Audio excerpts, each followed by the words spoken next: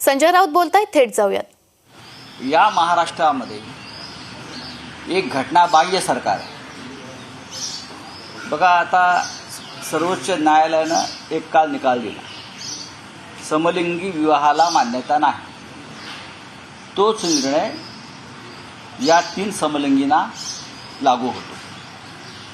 त्यांचं सरकार हे त्याच पद्धतीचं सरकार आहे ते या महाराष्ट्राला आणि समाजाला मान्य नाही. कळलं का? 2 गद्दारांचे गट एकत्र आले, तिसऱ्याने त्यांच्याशी विवाह केला. आता ते म्हणते काँग्रेस तुम्ही आणि राष्ट्रवादी एकत्र नव्हतात का? आम्ही मूळ पक्ष एकत्र आलो आणि सरकार स्थापन केलं. हे 3 समलिंगी एकत्र आलेत आणि सरकार स्थापन केलं. राजकीयदृष्ट्या म्हणतोय मी, तुम्ही वेगळ्या अर्थानं घ्या. आणि त्याला काल सर्वोच्च न्यायालयानं नकार दिलेला. अशा विवाहांना कायदेशीर मान्यता देता येणार नाही.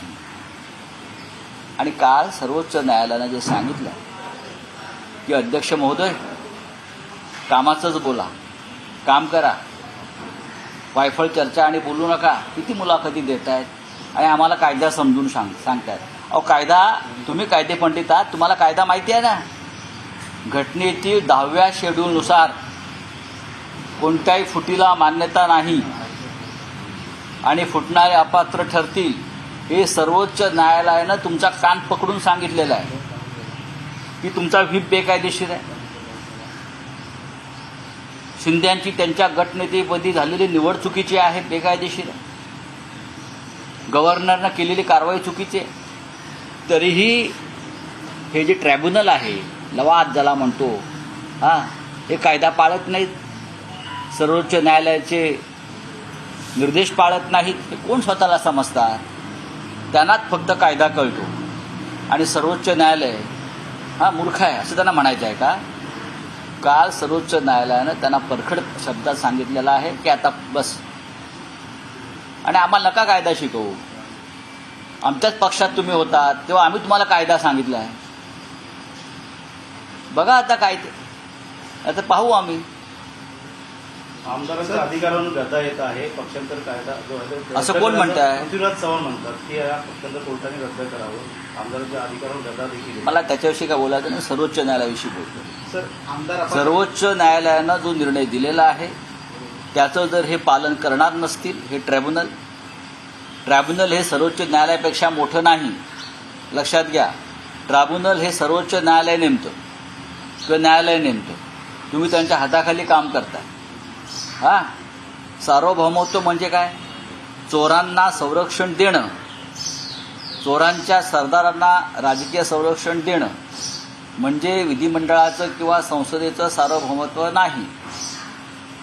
आणि तेवढे अधिकार विधिमंडळ आणि संसदेला नाही की घटनेचीच मोडतोड करून मनमानीपणे निर्णय घ्यायचा आणि या देशात आणि राज्यात बेकायदेशीरपणे कामं करायची. हे कोणते अधिकार कोणत्याही घटनेनं कोणत्याही स्वायत्त संस्थेला दिलेले नाही. पर्सनल लॉ आहे असं देखील. होय, नाही, नार्वेकर हे सर्वोच्च न्यायालयाचे किंवा आमच्या कायद्याच्या पुस्तकातला कायदा मानत नाहीत, ते स्वतःचा पर्सनल लॉ चालवत आहेत. पर्सनल लॉवरती देश चालत नाही, हे लक्षात घ्या, किंवा राज्य चालणार नाही.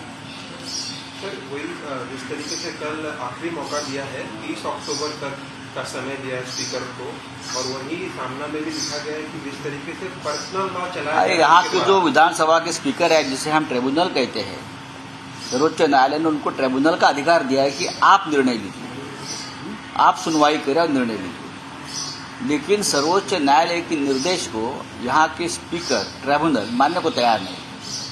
उसका मतलब क्या होता है कि आप अपना पर्सनल लॉ चला रहे हो क्या यहाँ? एक जगह पे Bharatiya Janata party personal law के खिलाफ आंदोलन कर रही है, कानून ला रहा है, पर्सनल लॉ नहीं चलेगा बोल रहे हैं ना.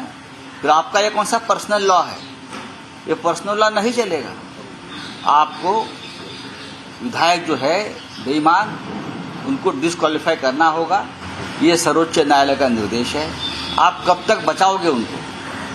यह ऐसा मतलब है कि आप चोरों को प्रोटेक्शन दे रहे हो. इस राज्य में चोरों का राज्य चल रहा है और विधानसभा के स्पीकर यानी ट्राइब्यूनल ये चोरों की सरकार को प्रोटेक्शन दे रहे हैं. तर कालचा जो व्हिडिओ जो ट्विट केलेला असं काही घडलंच नाही पोलिसांसोबत असं ते मग तो व्हिडिओ खोटा आहे का? नागपूरमध्ये जे घडलेलं आहे ते स्पष्ट दिसतं आहे. पोलिसांना, पोलीस अधिकाऱ्यांना धक्काबुक्की झालेली आहे. आणि कुठे घडलं आहे तर उपमुख्यमंत्र्यांच्या, गृहमंत्र्यांच्या देवगिरी बंगल्याच्या आवारात घडलेलं आहे. व्हिडिओ खोटा आहे का हे सांगा आधी. घडलंच नाही म्हणजे काय? कोणाला वाचवत आहे?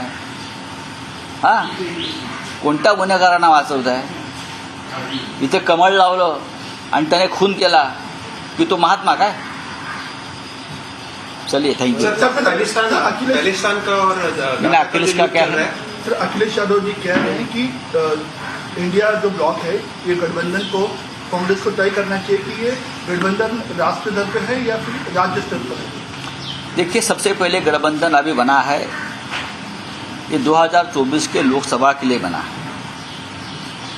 हम लोकसभा चुनाव एक साथ लड़ेंगे, ये पहला मुद्दा है. लेकिन राज्य स्तर पर जो बड़ी पार्टी है, अब उत्तर प्रदेश में अखिलेश यादव जी की पार्टी बड़ी पार्टी, प्रमुख पार्टी है. ऐसे बहुत से राज्यों में राज्य स्तर पर प्रादेशिक जो रीजनल पार्टी है, बड़ी पार्टी है. जहाँ कांग्रेस नहीं है तो वहाँ अगर एक दूसरे से चर्चा करके सीट शेयरिंग होती है तो उनका स्वागत है. लेकिन ये गठबंधन बेसिकली बना है, ये लोकसभा चुनाव के लिए बना है. लेकिन राज्य और निचले स्तर पर अगर ये गठबंधन होता है तो उनका स्वागत है.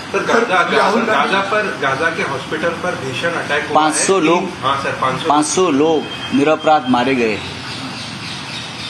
ये जो युद्ध है, युद्ध में भी नियम होते हैं, युद्ध भी कानून से लड़े जाते हैं. महाभारत और रामायण को जो युद्ध हुआ उसमें भी कानून था और नियम था. लेकिन मैं जो युद्ध देख रहा हूँ, जिस निर्घुण तरीके से गाज़ा में हमले हो रहे हैं, उनका कोई ना हमास से संबंध है, ना किसी और संगठन से संबंध है. मेरा अस्पताल पर हमला होना ये ठीक नहीं है. तर क्या आहे की असं करायचं नाही असं मुख्यमंत्री म्हणतात. शिवसेना खासदार संजय राऊत बोलत होते. यावेळी त्यांनी विधानसभा अध्यक्ष राहुल नार्वेकर यांच्यावर ताशेरे ओढलेले आहे. सुप्रीम कोर्टानं त्यांना ऐकवल्यानंतर अध्यक्ष महोदय कामाचंच बोला असं राऊतांनी म्हटलेलं आहे. तर सर्वोच्च न्यायालयानं नार्वेकरांना कान पकडून सांगितलं. सर्वोच्च न्यायालय मूर्ख आहे का असा प्रश्न देखील त्यांनी विचारलेला आहे. विधानसभा अध्यक्ष स्वतःला कोण समजतात? चोरांच्या सरदारांना राजकीय संरक्षण देणं म्हणजे संसदेचं सार्वभौमत्व नाही, अशी देखील टीका राऊतांनी नार्वेकरांवर केली. तर विधानसभा अध्यक्ष पर्सनल लॉ चालवताय का असा देखील प्रश्न त्यांनी उपस्थित केला आहे.